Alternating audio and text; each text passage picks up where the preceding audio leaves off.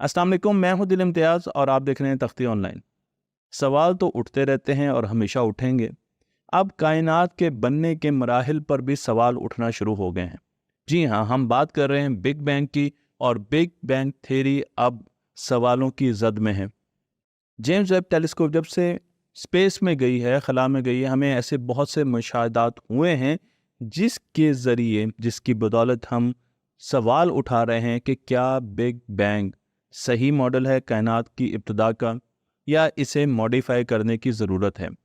अब 2024 में एक और रिसर्च आई है जिसने बिग बैंग को बड़े तरीके से चैलेंज किया है, और इस रिसर्च ने और थेरीज की तरफ हमारी तवज्जो दिलाई है जो कि हम भूल बैठे हैं, और आज हम उन थेरीज को डिस्कस करेंगे जो कि बिग बैंग के मुकाबले में कायनात की पैदाइश के बारे में हमें बताती हैं।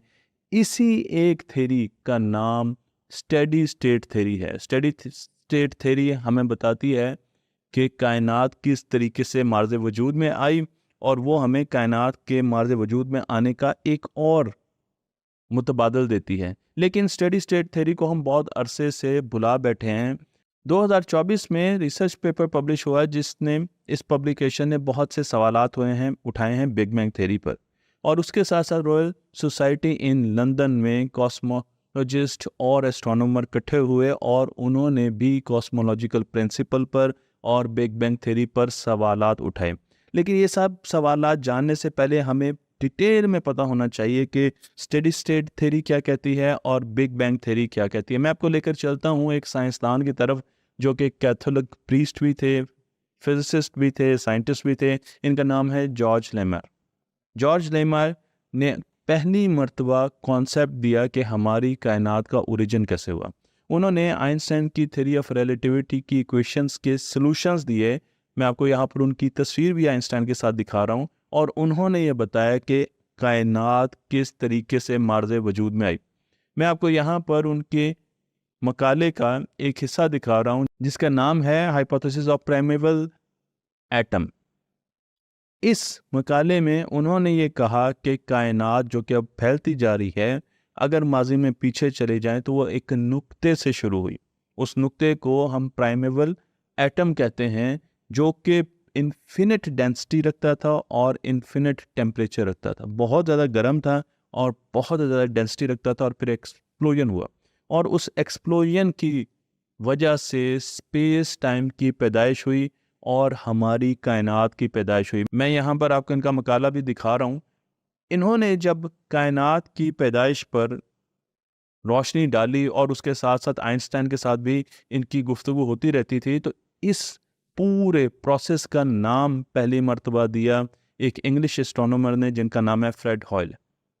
गोया कि ये स्टेडी स्टेट थ्योरी पर यकीन रखते थे, लेकिन इन्होंने बिग बैंग का नाम दिया और इन्होंने बताया कि बिग बैंग कैसे हुई। तो इन्होंने उसका नाम दिया, लेकिन ये समझते थे कि बिग बैंग कायनात की पैदाइश की सही अक्कासी नहीं करती है।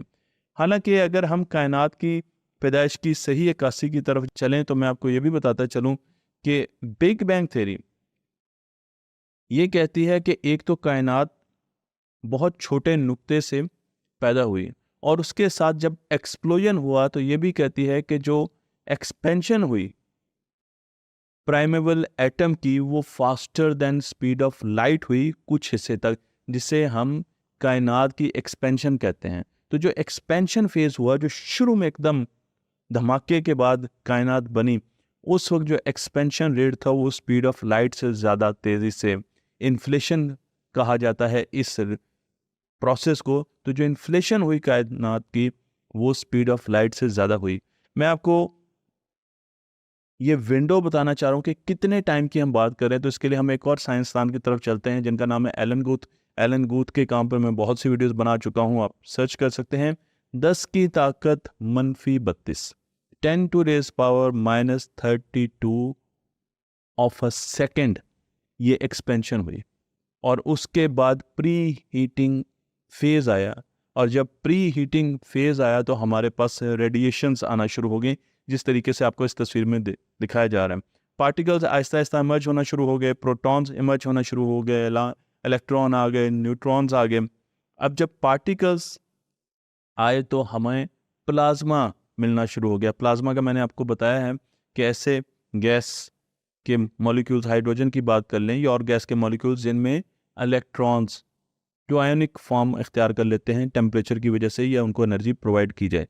तो हमें हर तरफ प्लाज्मा नज़र आ रहा था, ग्लोइंग प्लाज्मा नज़र आ रहा था, और फिर Aahista Aahista plasma neutral gas में ढलना शुरू हो गया जब एटम बने। तो एटम में आपको पता है कि न्यूट्रल चार्ज होता है, तो इसलिए न्यूट्रल गैस हाइड्रोजन बन गई, उसके बाद हीलियम बन गई, तो हमें मुख्तलिफ गैसेस मिलना शुरू हो गई। जो कायनात के एक्सपेंशन के बाद जो ग्लो था, जो फोटॉन्स थे जिसे आफ्टर ग्लो कहते हैं, वो आज भी हम डिटेक्ट कर सकते हैं। जो सबसे पहले रोशनी थी, इसे कॉस्मिक माइक्रोवेव रेडिएशन CMBs कहा जाता है, और आज भी हम CMBs को रिसीव कर सकते हैं, और उसके लिए हमें एक रेडियो एंटीने की ज़रूरत होगी। आप अपने टीवी पर भी उसे रिसीव कर सकते हैं, जो कि वाइट नॉइज़ की शक्ल में आपको मिलेगी। ये थ्योरी हमें ये भी बताती है कि कायनात बढ़ रही है, एक्सपैंड हो रही है, और एक्सपेंशन रेट वक्त के साथ साथ बदल रहा है, बल्कि बढ़ रहा है। तो कायनात अब बहुत तेज़ी से एक्सपैंड कर रही है बनिस्बत आज से 3 बिलियन साल पहले, और उससे अगर पीछे चले जाएं 6 बिलियन साल पहले, उससे भी स्लोली एक्सपैंड कर रही है। तो कायनात की एक्सपेंशन का रेट बहुत तेज़ी से बढ़ रहा है। सो जो बिग बैंग का मॉडल है, उसमें दो चीज़ें डिस्कस की। कायनात एक प्राइमरी एटम्स की एक्सपेंशन से, यानी पहले एक्सप्लोजन हुआ फिर उसकी एक्सपेंशन से बनी, और अभी कायनात बढ़ती जा रही है विद रिस्पेक्ट टू वो एटम, वो नुक्ता। कायनात बहुत तेज़ी से एक्सपैंड कर रही है। लेकिन इसके मुकाबले में एक और थ्योरी है जिसे स्टेडी स्टेट थ्योरी भी कहा जाता है। बिग बैंग थ्योरी ये कहती है कि मैटर अब क्रिएट नहीं हो रहा। मैटर एक ही मर्तबा क्रिएट हुआ जब कायनात का एक्सप्लोजन हुआ, तो अब कायनात में नया मैटर क्रिएट नहीं हो रहा।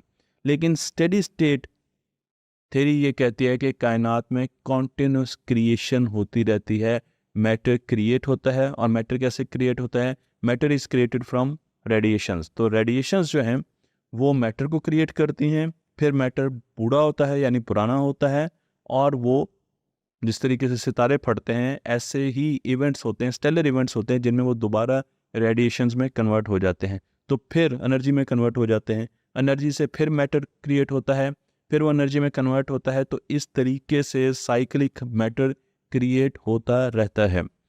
सबसे पहले जो मैटर की रिप्लेसमेंट के बारे में हमें बताया, उनका नाम है विलियम मैकमिलन। 1918 में इन्होंने यूनिवर्स के बारे में हमें बताया। इनका ये कहना था कि यूनिवर्स एक स्टेडी स्टेट आगाज़ रखती है। ये थ्योरी सबसे पहले विलियम मैकमिलन ने दी।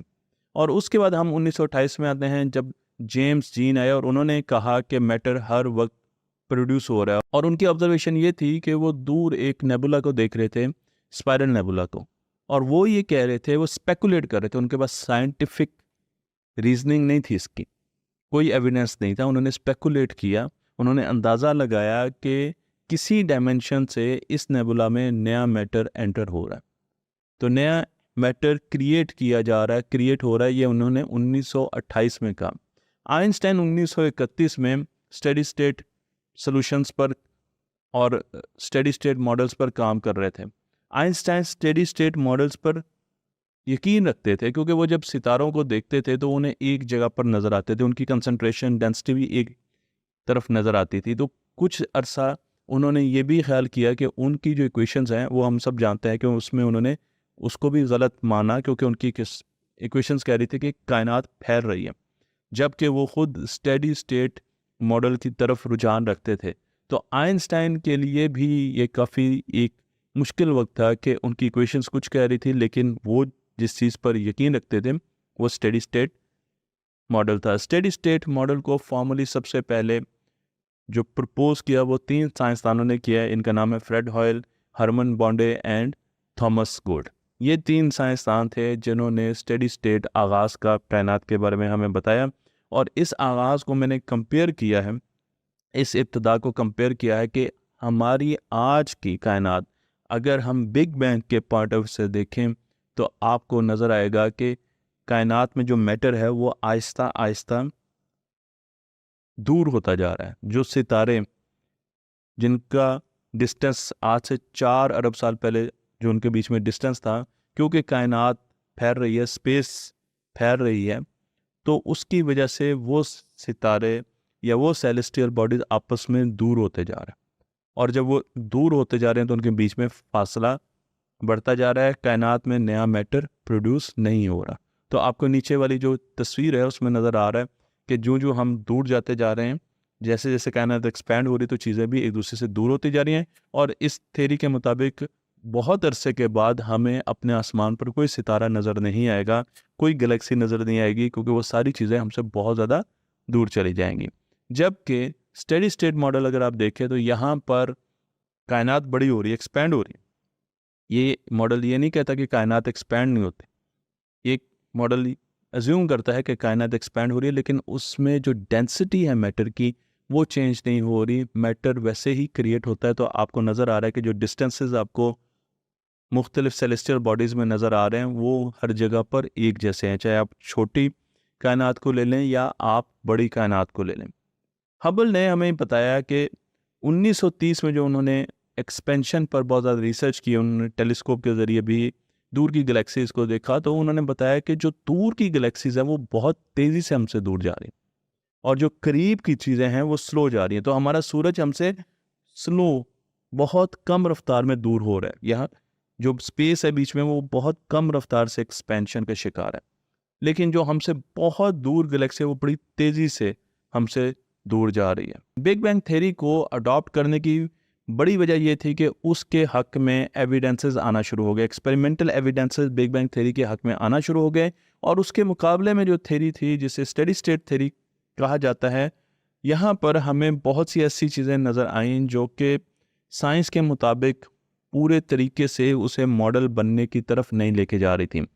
अगर हम अपनी कायनात को देखें तो हमें कायनात में कुछ प्रॉपर्टीज़ नज़र आती हैं। मसलन हम कायनात को बड़े एरिया पर देखें तो हमें कायनात, स्टेडी स्टेट कायनात एंडलेस नज़र आए, उसका कोई एंड नहीं है। तो कायनात की ना तो कोई शुरुआत है, स्टेडी स्टेट हाइपोथेसिस ये कहता है कि कायनात की ना तो कोई शुरुआत है और ना ही उसका एंड है। तो कायनात हमेशा से एक जैसी ही है, टाइमलेस है। कायनात में टाइम, हमें लगता है टाइम है, लेकिन कायनात के लिए कोई टाइम नहीं है, और कायनात होमोजीनियस है। होमोजीनियस का मतलब ये है कि आप कायनात में किसी चंक को भी उठा के देखें तो आपको एक जैसी, एक ही डेंसिटी की चीज़ें नज़र आएंगी। आप मुख्तलिफ चंक्स को कायनात के आइडेंटिफाई नहीं कर सकते, वो बिल्कुल एक ही जैसे के स्ट्रक्चर रखते हैं। स्टेडी स्टेट थ्योरी जब शुरू में आई और बिग बैंग आई, तो बिग बैंग थ्योरी और स्टेडी स्टेट थ्योरी में लड़ाई शुरू हो गई। लोगों ने बिग बैंग थ्योरी को अपनाया और स्टेडी स्टेट थ्योरी को नहीं अपनाया। उसकी वजह कई ऑब्जर्वेशंस थी। मसलन जो पहली ऑब्जर्वेशन हमारे पास आई वो ये थी कि हमें रेडियो सिग्नल्स मिल रहे थे, और रेडियो सिग्नल्स 1960 की मैं बात कर रहा हूँ, रेडियो सिग्नल्स मिल रहे थे और ये सिग्नल बहुत दूर से आ रहे थे। यानी अगर वक्त में बात की जाए तो बिलियंस ऑफ लाइट ईयर्स पहले ऐसी सेलेस्टियल बॉडीज थी जो कि रेडियो सिग्नल्स हमें दे रही थी। अब साइंसदानों ने जब कैलकुलेशन की तो उन्होंने देखा कि माजी में रेडियो सिग्नल की सोर्सेज बहुत ज़्यादा थी। कंपेयर किया जाए, अगर इसका अगर मुआवजा किया जाए हाल से, तो इस वक्त हमें कायनात में रेडियो वेव की जो सोर्सेज हैं उनकी डेंसिटी कम मिलती है, वो कम नज़र आती हैं, जबकि माजी में हमें बहुत ज़्यादा नज़र आती है। क्योंकि जब हमारे पास रेडियो वेव के सिग्नल आते हैं तो हमें अंदाज़ा हो जाता है कि ये कितने माजी से हम तक आए हैं। तो इसका मतलब ये है कि कायनात तो बदल रही है, कायनात स्टेडी स्टेट में तो नहीं है। अब एक ये बहुत बड़ी ऑब्जर्वेशन थी जिसकी वजह से स्टेडी स्टेट कायनात को थोड़ा सा झटका लगा। उसके साथ साथ फिर ये हुआ कि रेडियो सोर्सेज जो हमारे पास आना शुरू हुए और हमें ये अंदाज़ा होना शुरू हो गया कि कायनात वक्त के साथ साथ चेंज हो रही है, इवॉल्व हो रही है। अब उतनी रेडियो सोर्सेज मौजूद नहीं है कायनात में जो कि पहले मौजूद थी। तो 1963 में एस्ट्रोनॉमर मार्टिन श्मिट, इन्होंने डिस्कवर किया एक ख़ास किस्म की सेलेस्टियल बॉडीज़ को जिन्हें आज हम क्वेज़ार्स कहते हैं। क्वेज़ार्स 1000 से ज़्यादा, 1000 गुना ज़्यादा रोशन होते हैं हमारी गैलेक्सी से या एक छोटी गैलेक्सी से। ब्लैक होल्स होते हैं और बहुत ज़्यादा रोशन होते हैं। मैं आपको यहाँ पर क्वेज़ार्स दिखा भी रहा हूँ जो कि बिलियंस ऑफ ईयर पहले एग्जिस्ट करते थे, अरबों साल पहले हमारी कायनात में होते थे। ठीक है जी। तो अगर हम क्वेज़ार्स को देखें और उनसे जो सिग्नल्स आ रहे हैं उन्हें हम रिसीव करते हैं, सुपर मैसिव ब्लैक होल्स हैं। और आज हम देखने की कोशिश करते हैं तो आज हमें क्वेज़ार्स नज़र ही नहीं आते। इसका क्या मतलब? इसका मतलब ये कि वक्त के साथ साथ क्वेज़ार्स ख़त्म हो गए। और अगर कायनात चेंज हो रही है, क्वेज़ार्स ख़त्म हो रहे हैं, तो स्टेडी स्टेट जो मॉडल है वो एक मरतबा फिर क्वेश्चन में आ जाता है कि हमें माजी में तो क्वेज़ार्स नज़र आते हैं लेकिन आज हमें क्वेज़ार्स नज़र नहीं आते। और फिर हमें एक और मुशाहिदा मिला, और वो मुशाहिदा 1965 में मिला, जब बेल लैब एक बहुत बड़ा एंटीना माउंट कर रहे थे और 2 साइंसदान उस पर काम कर रहे थे। हॉर्न एंटीना था और इस एंटीने ने नॉइज़ कैप्चर करना शुरू कर दी। बहुत खैर लंबी कहानी है, बड़ा देखा गया कि किस तरीके से इस एंटीने को नॉइज़ फ्री बनाया जाए, लेकिन वो नॉइज़ आती रही। और आज हमें पता कि वही नॉइज़ है जो कि जब चैनल गायब होता है हमारे टीवी पर, तो हमारे टीवी पर जो सफ़ेद मक्खी आती हैं, ये वही नॉइज़ है। इसे cosmic microwave background radiation CMB कहा जाता है। और अगर CMB देखा जाए तो CMB वो ग्लो है जो मैंने आपको बताया था ना कि एक्सप्लोजन के बाद जो आफ्टर ग्लो था, जब फोटॉन्स पैदा हुए, वो फोटॉन्स आज तक हम तक पहुंच रहे हैं। लेकिन अब वो फोटॉन की शक्ल नहीं रखते जो बिग बैंग से आज हमारे पास मौजूद है, हमारे पास है। अब स्टेडी स्टेट थ्योरी जो है इस चीज़ को साबित नहीं कर पा रही। हमें हर जगह पर CMBs मिल रही हैं और वो हर तरफ से आ रही हैं। अब स्टेडी स्टेट, क्योंकि वो बर्थ से, यानी बिग बैंग बर्थ है कायनात की और उससे शुरू हुई। स्टेडी स्टेट कायनात का मॉडल कहता है कि कायनात की बर्थ ही नहीं हुई, पैदाइश ही नहीं हुई। तो जब पैदाइश नहीं हुई तो फिर ये CMBs कैसे बन गई और हम तक कैसे आ रही? तो उन्होंने कहा कि हो सकता है कि CMBs किसी सुपरनोवा की वजह से आई हो, किसी ऐसे सेलेस्टियल इवेंट्स की वजह से आई हो जो कि बहुत बड़े हों और माजी में हुए। लेकिन अगर किसी सुपरनोवा की वजह से, किसी सितारे के फटने की वजह से हम तक ये शुआएं जो कि अब माइक्रोवेव बैंड में हैं, CMBs, ये हम तक पहुंचती, तो फिर ये हर जगह तो नहीं एक जैसी हो सकती थी। अगर सुपरनोवा दाईं तरफ फटा है तो फिर दाईं तरफ से ज़्यादा आती हैं और बाईं तरफ से कम आती हैं। लेकिन हमें तो हर तरफ से CMBs इक्वल इंटेंसिटी की होमोजीनियस आती हुई नज़र आती हैं। तो इसलिए ये भी एक ऐसा मुशाहिदा है जो कि स्टेडी स्टेट के अगेंस्ट आता है। अब स्टेडी स्टेट भी चैलेंज करती है बिग बैंग को, और बिग बैंग को कैसे चैलेंज करती है कि बिग बैंग की जो मेन जो उसका बेसिस हैं वो है डॉपलर इफेक्ट। और डॉपलर इफेक्ट में आपको पता है कि जब एक सेलेस्टियल बॉडी हमसे दूर जा रही होती है तो उसकी रोशनी रेड कलर की होना शुरू हो जाती है, और उसकी वजह यह है कि उसकी रोशनी की फ्रिक्वेंसी कम होना शुरू हो जाती है। और अगर आप स्पेक्ट्रम में देखें तो जब फ्रिक्वेंसी कम होती है तो जो येलो लाइट, वाइट लाइट, जो भी लाइट होती है वो रेड कलर में चेंज होना शुरू हो जाती है। तो इससे हमें पता लग जाता है कि ये सोर्स, रोशनी का सोर्स हमसे दूर जा रहा है। और इसी तरीके से अगर वो हमारी तरफ आ रहा है तो वो ब्लू कलर में आ जाएगी, उसकी फ्रिक्वेंसी ज़्यादा हो जाएगी और उसकी लाइट जो आने वाली होगी वो हम तक पहुंचेगी, वो ब्लू कलर की होगी। हम हमेशा से ये बात करते हैं लेकिन स्पेस में इस चीज़ को कभी भी टेस्ट नहीं किया गया। हमें रेड शिफ्टेड सितारे और गैलेक्सीज नज़र आते हैं जिससे हमें अंदाज़ा होता है कि ज़्यादातर चीज़ें हमसे दूर जा रही हैं। जब हम उनको देखते हैं तो हमें वो रेड शिफ्टेड नज़र आते हैं, तो इसका मतलब ये है कि वो हमसे दूर जा रहे हैं और इसलिए उनसे आने वाली जो रोशनी है वो लाल रंग की हमें नज़र आती है। लेकिन बिग बैंग भी इसी चीज़ का सहारा लेते हैं और वो कहते हैं कि कायनात आहिस्ता आहिस्ता एक्सपैंड कर रही है और इस चीज़ पर एग्रीमेंट है। मगर सवाल उठाए गए हैं, और ये सवाल उठाए हैं जैक वेलेनचेक ने, जो कि अपना पेपर पब्लिश कर चुके हैं 2024 में, और पॉपुलर मैकेनिक्स एक जर्नल है जिसमें इन्होंने अपना पेपर पब्लिश किया। और इन्होंने कहा कि बिग बैंग एक बस्ट हो सकता है कि कोई बहुत बड़ा बस्ट हो, लेकिन वो कायनात का आगाज़ नहीं है। इससे पहले भी कुछ पेपर्स आए हैं जिनका हम तज़किरा करेंगे जो कि बिग बैंग पर सवाल उठा रहे हैं। उनका ये ख्याल है कि जो स्पेस में डॉपलर इफेक्ट है, अब मैं ये बात नहीं कह रहा कि उनके ख्यालात ठीक हैं, लेकिन उनकी रिसर्च जो उन्होंने रिजल्ट्स दिए हैं वो पब्लिश हुए हैं, तो इसका मतलब कि उन रिजल्ट्स में से उन्होंने जो अखज़ किया वो डिफरेंट हो सकता है, लेकिन उनके जो रिजल्ट्स हैं वो बिल्कुल ठीक है। तो उन्होंने कहा कि जो डॉपलर इफेक्ट है वो एक्सपेरिमेंटली तो प्रूवन नहीं है लाइट पर। हमने साउंड पर तो डॉपलर इफेक्ट प्रूवन है, लेकिन लाइट पर हमने इसे एक्सपेरिमेंटली प्रूव नहीं किया। और डॉपलर इफेक्ट 180 सालों से तकरीबन हम इसके बारे में बात करते आए हुए हैं, लेकिन एक्सपेरिमेंटली इसका प्रूफ नहीं। ये उनके वर्ड्स हैं। और क्या वाकई जो कहकशाएं हैं वो रेड शिफ्टेड हैं? और अगर वो रेड शिफ्टेड हैं तो क्या वो वाकई हमसे दूर जा रहे हैं, या हमारे पास कोई और ऑप्शन भी हो सकता है? वो हवाला देते हैं एक और साइंसदान का जिनका नाम है विलियम हैगन्स। विलियम हैगन्स ने सबसे पहले एक सेलेस्टियल बॉडी से जो लाइट आ रही थी उसको स्पेक्ट्रोस्कोप से देखा था 1868 में, और उन्होंने उसमें मुख्तलिफ वेवलेंथ की जो लाइट थी उनकी इंटेंसिटी मेजर की थी। तो स्पेक्ट्रम देखा था कि इससे किस किस्म का स्पेक्ट्रम आ रहा है किसी भी बॉडी से, और फिर उस स्पेक्ट्रम को ड्रा किया था, जिस तरह आज हम सूरज का स्पेक्ट्रम ड्रा कर सकते हैं और मुख्तलिफ और सेलेस्टियल बॉडीज़ का स्पेक्ट्रम ड्रा कर सकते हैं। तो जैक विलेंचिक ने केक ऑब्जर्वेटरी को कहा कि वो उसे स्पेक्ट्रोस्कोपी का जो डेटा है वो एनालाइज करके दे, और जब उन्होंने उसे प्रॉपर पूरा डेटा एनालाइज करके दिया तो उनका ये ख्याल है जैक साहब का कि ये टायर्ड लाइट मॉडल के साथ मैच करता है। अब टायर्ड लाइट मॉडल क्या है? टायर्ड लाइट मॉडल भी एक बहुत बड़े साइंसदान ने हमें दिया है, उनका नाम है फ्रिट्ज विकी, जो कि डार्क मैटर की रिसर्च में भी बहुत ज़्यादा, और उन्होंने सबसे पहले देखा था कि जो गैलेक्सी है वो ज़्यादा तेज़ी से मूव कर रही है एज़ कम्पेयर टू जो उसके पास मास है, तो उसका मास छुपा हुआ हिडन मास का है, और फिर वो डार्क मैटर की तरफ चले गए।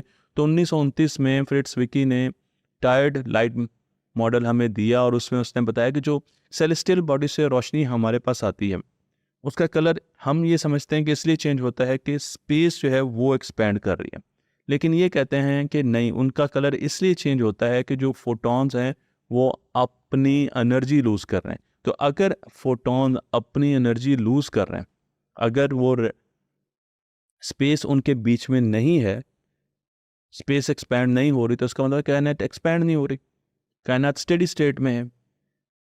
ये एक मॉडल है जिस पर वो बात कर रहे हैं। तो इनका ये कहना है कि बजाय हम इसको इस तरीके से देखें कि कायनात एक्सपैंड कर रही है, टायर्ड मॉडल ये कहता है कि जो फोटोन आ रहा है वो एनर्जी लूज़ कर रहा है, और उन फोटोन से जो कि हमारे पास आ रहे हैं और हम उनको मॉनिटर कर रहे हैं, उनसे हम देखते हैं कि मुख्तलिफ सूरजों में क्या, सितारों में कंपोजिशन है, प्लैनेट्स में क्या क्या एटमॉस्फेयर्स हैं, वो किन चीज़ों से बनी हैं, ठीक है, हम उनकी सारी केमिकल प्रॉपर्टीज़, कंपोजिशन वगैरह देख लेते हैं।